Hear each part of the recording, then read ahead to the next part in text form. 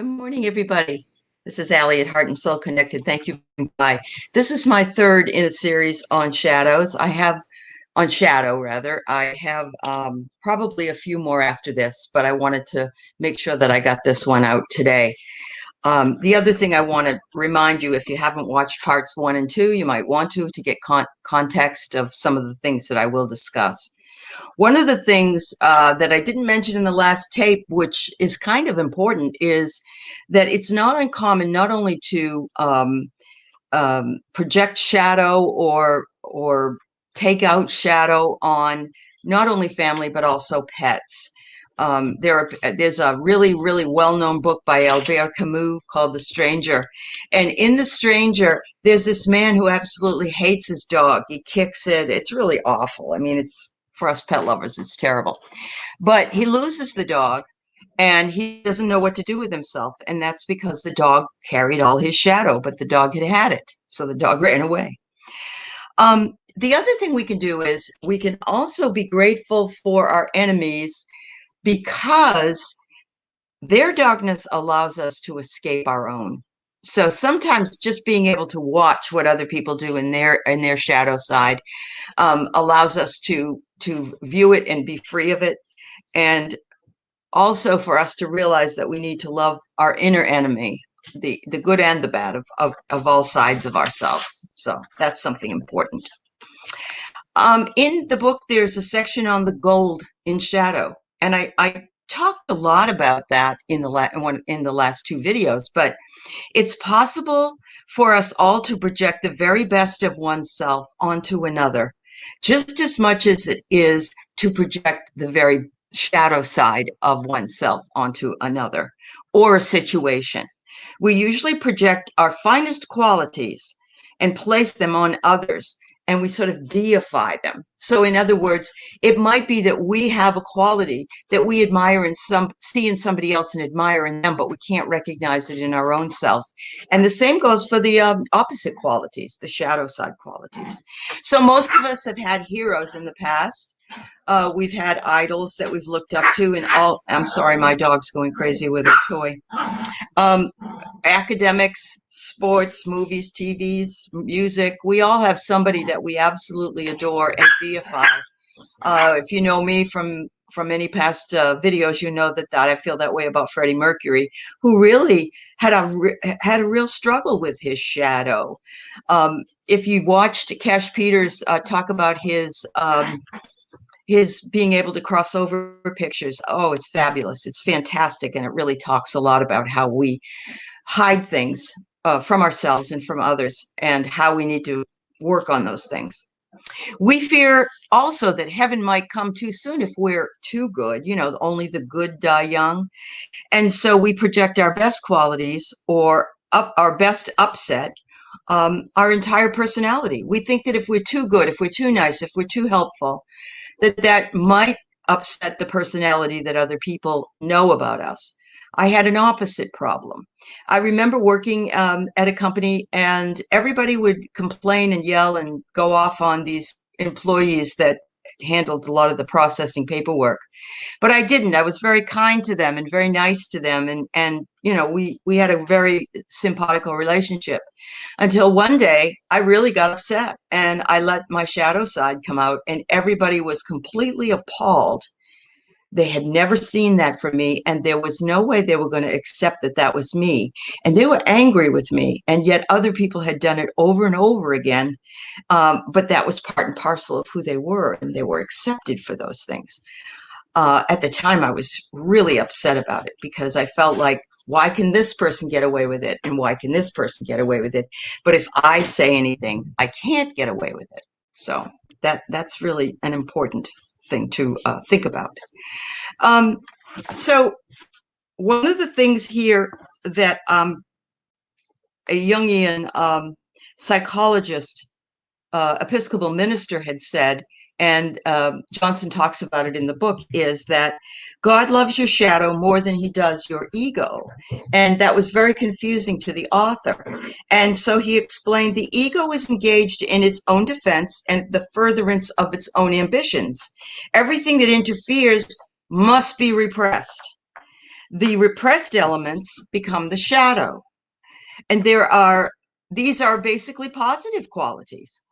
There are, in his view, the dark side of the ego, which is hidden from itself and which the ego will not acknowledge unless it's forced to by life's difficulties, and that which has been repressed in us, lest it interfere with our egocentricity.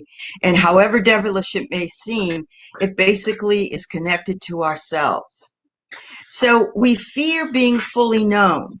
We fear if we are fully known that we will be rejected. And that is exactly what happened to me when I was in that situation that I explained earlier. I have my days and I have my rants, but I never tried to project those onto anybody. But when I did, I suffered greatly for it. And apparently they did too. They didn't like me that way. We can no longer put our unlived side out onto someone else. It would be too difficult to get the skeletons out of the closet from a person in analysis to get the gold. We usually, we have a hard time, and many of us go to psychologists and try to work through our issues with therapists. Um, we Why do we fear being fully known? And the shadow can be more genuine and bring out the gold. The gold in my life has been esoteric topics, threshing them out, talking about them, interviewing people, finding out what people's journeys were like, what kind of information that interested them, what it was that they felt they were good at, or what had they repressed, or what had they done when they were a child that they weren't doing now. Finding ways for us to express all parts of ourselves and not have to wait until you're over 60 or feel comfortable, because there's nobody necessarily judging you like in your youth. It's a fun for me to acquaint other people with their high worth, their value, and people seem to resist it, though. They're very uncomfortable with it. People, it's almost as though when you sing happy birthday to a very introverted person at a restaurant, they just are totally mortified. They don't want all the attention on them. And, that's a big example, but even smaller examples of telling somebody that, they were inspirational, or they're kind, or they're courteous, or thanking them for things. So much energy is untapped in our shadows. We spend too much time pushing it down. We're expending the energy, but we're leaving it to fester. If we can touch our shadow within and do something out of the patterns that we have, and we all have the patterns, a great deal of energy comes and flows with that escape. Think about this for people that have, bitten their tongue, not said anything, been chastised, been treated poorly over and over and over again, that it's got to come out and erupt in some way. And yet we could do it in a good way, and we could, let it flow out and not be so deadly or dangerous for us. What's important for all of us, I believe, and I wasn't really interested in doing it because I didn't know about it when I was younger, although I did do ritual and ceremony, are the new moon ceremonies, where you work to figure out what it is that you'd like to make manifest, and, thank the universe for what you have, and so on and so forth. And so ritual ways have been around for a very long time. They've been around in the churches we've had. They've been around in the Boy Scouts, the Girl Scouts, the Lions Club, Robert's Rules of Order. We have ritual, we have festivity, we have ceremony many, many times. In our case, the ritual we must find is to find one of the, quote, left hand contents of our personality and give it expression in some way.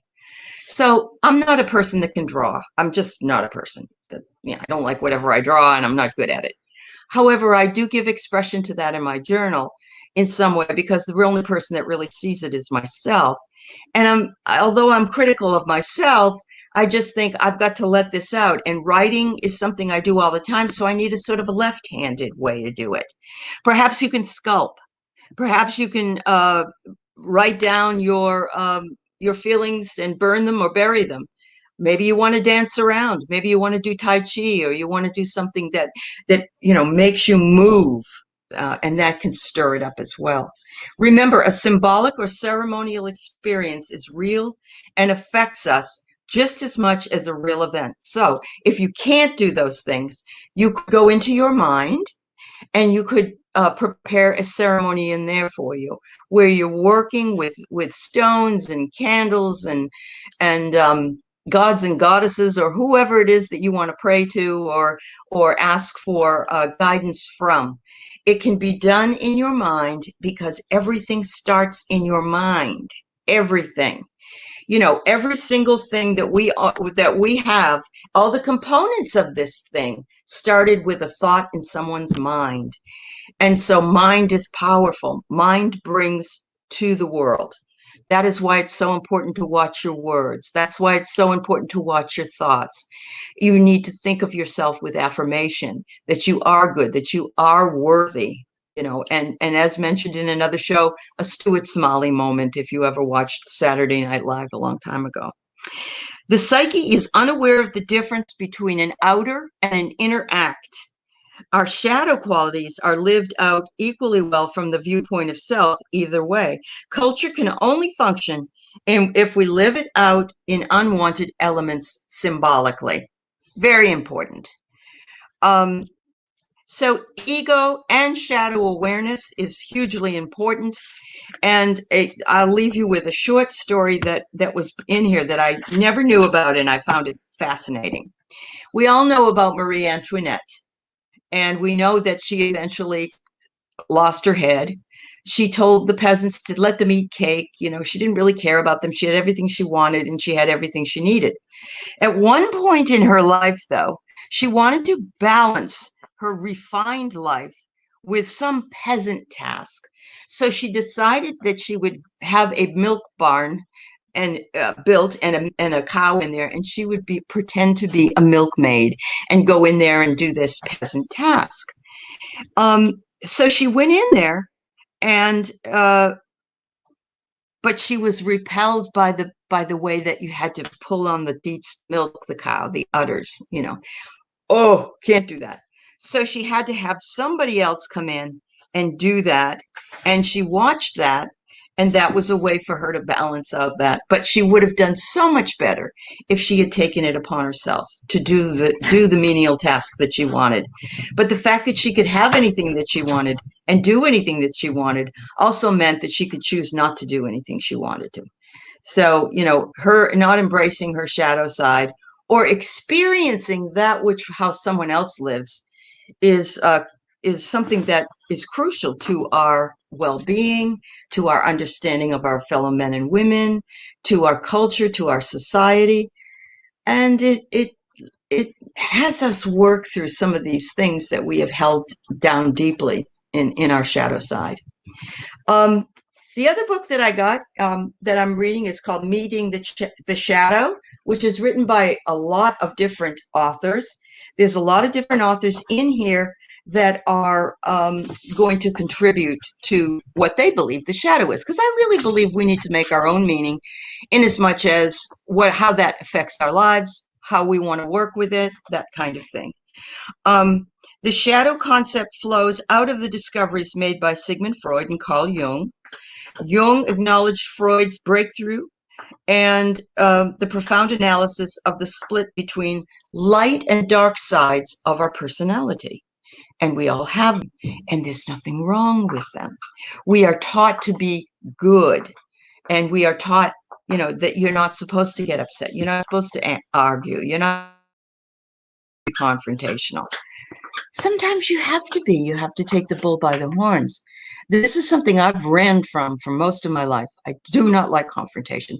I do not like it when somebody calls me out on something that I have a really hard time understanding why that would bother them. And I've had that happen in many times, even in relationships.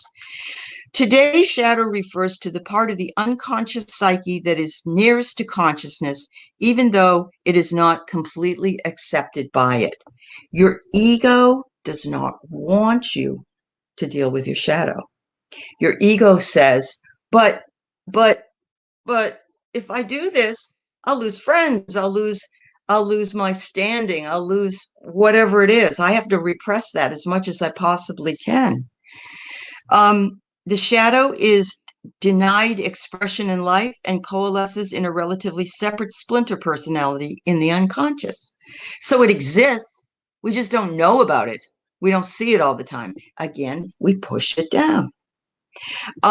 Psychotherapy offered the ritual for renewal, but it also can be done by us just going within and being able to look at the darker sides and how we make manifest of those things.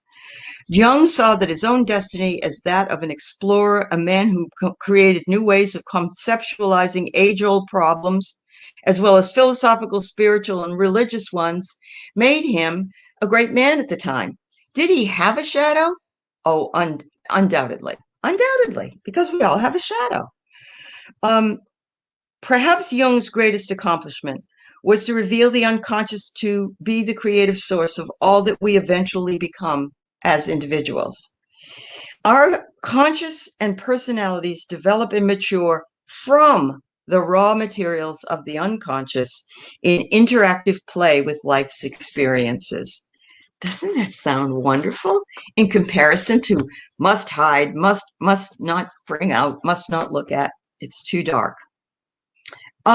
So there are parts of us that are disowned, and the parts of us that are disowned are either unconscious or they're part of our shadow, become a holding buffer as we grow up, a long bag we drag behind us that contains only our acceptable parts.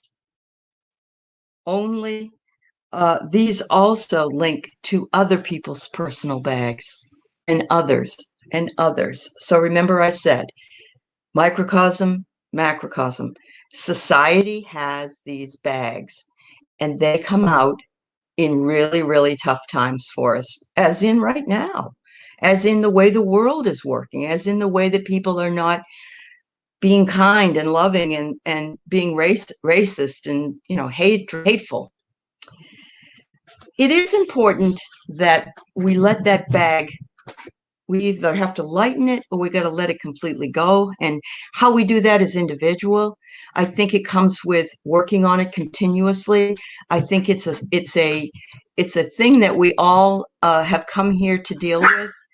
And it is something that we can let go of if we really want to, once we understand how it works in our own lives. So I'll be interested to hear what you had to say about that. And I can see my shadow traits all the time. I don't like them either. I don't like shadow traits. I'd rather just, but at the same time, I want my spirituality to come through. And I am not interested in living from ego as grandiose. I'm only interested in acknowledging that I do have one, everyone does, how that matches in and works with my shadow, and also how I can integrate that into my life and into society in a higher way. So until next time, some things to think about. Thank you, everybody. Have a great day. Bye.